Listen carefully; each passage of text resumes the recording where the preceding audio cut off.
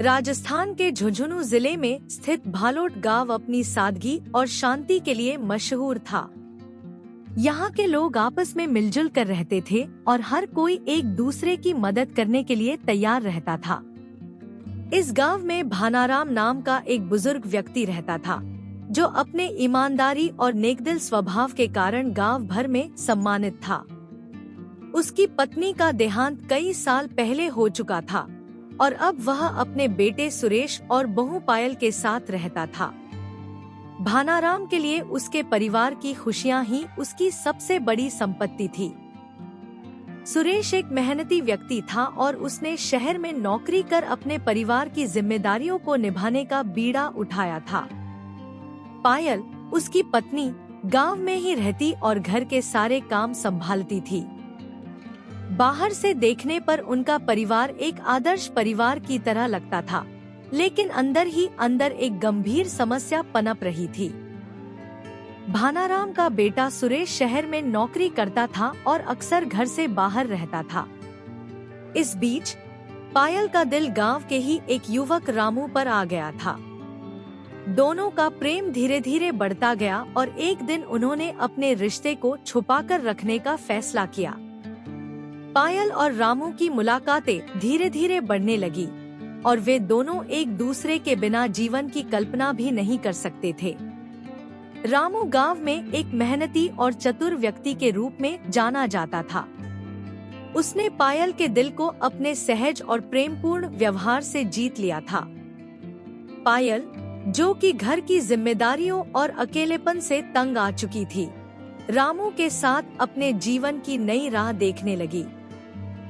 पायल और रामू का प्रेम इतना गहरा हो चुका था कि वे किसी भी कीमत पर एक दूसरे के साथ रहना चाहते थे। लेकिन भानाराम उनके इस रिश्ते के रास्ते में सबसे बड़ी बाधा बन चुका था। पायल और रामू ने मिलकर भानाराम को रास्ते से हटाने की योजना बनाई। उन्होंने तय किया कि किसी भी तरह भानाराम को मारकर अपने रास्ते का कांटा साफ कर देंगे। पायल ने अपने प्रेमी रामू के साथ मिलकर एक खतरनाक साजिश रची। उन्होंने भानाराम को रास्ते से हटाने के लिए हर संभव तरीका सोच डाला। उनके मन में भानाराम के प्रति नफरत और अपनी स्वतंत्रता पाने की लालसा इतनी बढ़ गई थी कि उन्होंने हत्या का फैसला कर लिया। एक रात जब भानाराम घर में अकेला था, पायल और रामू ने अपनी योजना को अंजाम दिया। उन्होंने भानाराम की हत्या कर दी और सबूत मिटाने के लिए उसका शव गांव के पास एक सुनसान जगह पर फेंक दिया। पायल ने घर लौटकर सुरेश को बताया कि भानाराम कहीं गायब हो गए हैं। सुरेश और गांव के लोगों ने मिलकर भानाराम को ढूंढने की कोशिश की, लेकिन कोई सफलता नहीं मिली। गांव में हर कोई भानाराम की गुमशुदगी से हैरान था। सभी ने मिलकर कई दिन तक उसकी खोज की, लेकिन जब कोई सुराग नहीं मिला तो पुलिस को बुलाया गया। सुरेश को अपने पिता की गुमशुदगी का गहरा सदमा लगा और उसने पुलिस से हर संभव मदद की गुहार लगाई। कुछ दिनों बाद भानाराम का शव मिला और पुलिस को बुलाया गया। पुलिस ने मामले की जांच शुरू की और जल्दी ही उन्हें पायल और रामू पर शक हुआ। पूछताछ में पायल और रामू ने अपने अपराध को कबूल कर लिया और हत्या की पूरी कहानी पुलिस के सामने रख दी। पुलिस ने पायल और रामू को गिरफ्तार कर लिया और गांव के लोगों को इस दुखद घटना के बारे में सूचित किया।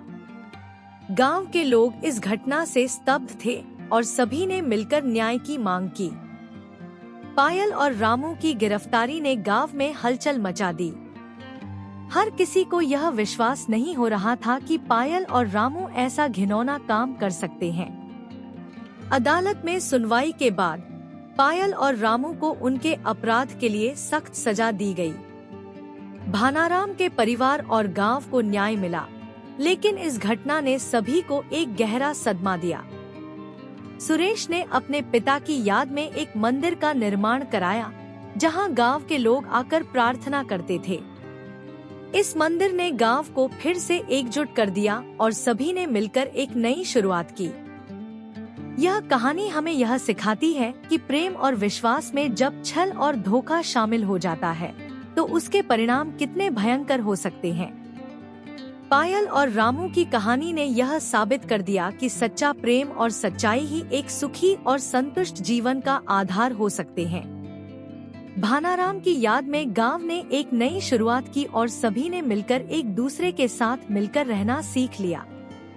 इस त्रासदी ने गांव के लोगों को यह सिखाया कि आपसी रिश्तों में विश्वास और सच्चाई कितनी महत्वपूर्ण होती है।